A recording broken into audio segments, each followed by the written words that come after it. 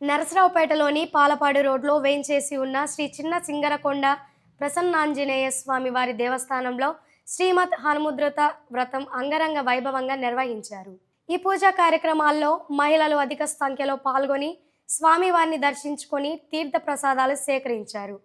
ఆలయ ధర్మకర్త బొడ్డుపల్లి శ్రీనివాసరావు ఆధ్వర్యంలో కార్యక్రమాలు నిర్వహించడం జరుగుతుందని ఆలయ అర్చకులు సందీప్ కుమార్ శర్మ, నాగరాజు శర్మ తెలిపారు.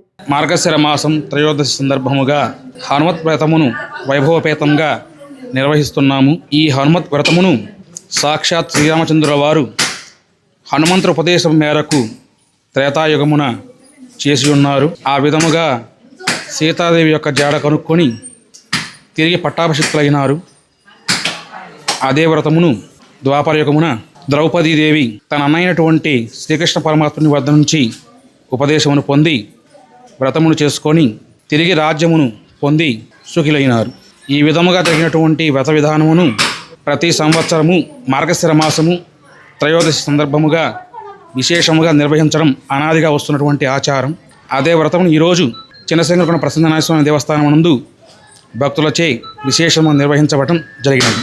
పాలపాడు రోడ్డు చిన్నసింగరకొండ దేవస్థానం నందు స్వామివారి అనుగ్రహం మేరకు మనం ఇవాళ మార్గశిర మాసం శుక్లపక్ష త్రయోదశి రోజు శ్రీ హనుమంత్ వ్రతాన్ని ఆచరించడం జరిగింది.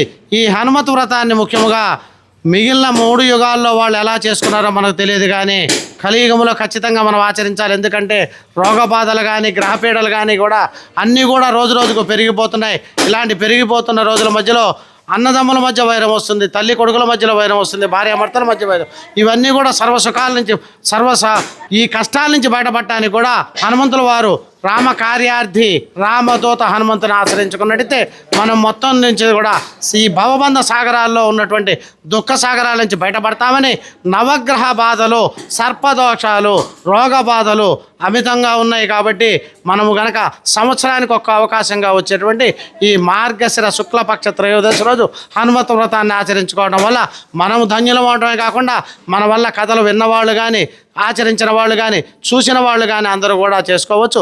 అలాగే భక్తులు పూజకు వచ్చారని కాకుండా రాలేని కాకుండా రేపు ఉదయం ఎవరైనా సరే గుడికి వచ్చిన వాళ్ళందరికీ కూడా ఈ హనుమత్వరాలు తలా ఒకటి మన శక్తి మేరకు చేసిన వరకు మనం అందరికి కూడా హనుమత్వరాలు అందిస్తాం.